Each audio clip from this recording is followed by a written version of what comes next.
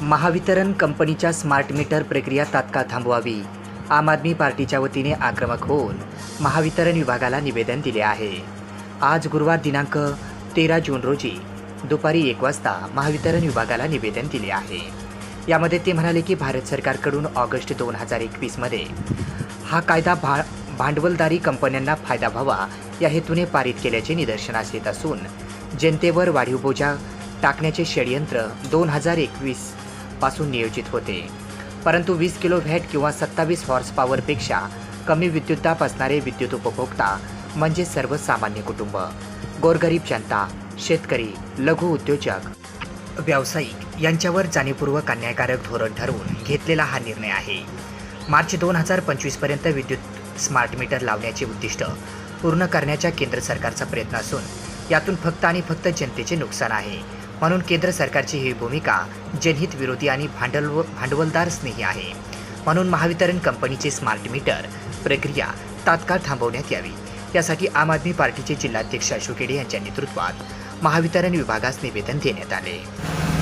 जय हिंद.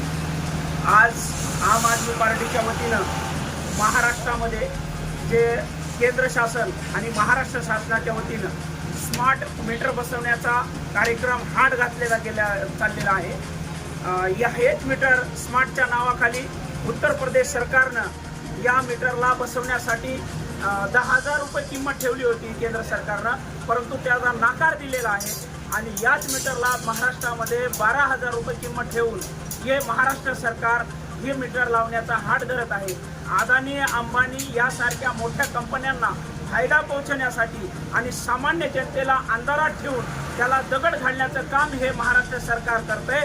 कारण की सांगितलं जातं की हे स्मार्ट मीटर हे मोफत बसवले जाईल, परंतु हे मोफत नसून हे महाराष्ट्र सरकार आणि केंद्र सरकारची सबसिडी ही सबसिडी देणार आहे आणि या मोठ्या कंपन्यांना फायदा पोहोचवण्याचं काम करणार आहे. याचा विरोध महाराष्ट्रामध्ये नव्हे तर संपूर्ण देशामध्ये आम आदमी पार्टी करत आहे. अशा आशयाचं निवेदन आज मुख्यमंत्र्यांना, ऊर्जा मंत्र्यांना व सर्व सचिवांना पाठवण्याचं काम केलं. याच्यावरती जर कारवाई झाली नाही तर आम आदमी पार्टी येणाऱ्या काळामध्ये संपूर्ण महाराष्ट्रामध्ये याच्यावरती आवाज उठवणार आहे. याची सर्व जबाबदारी ही महाराष्ट्र शासनाची आहे. जय हिंद, जय महाराष्ट्र.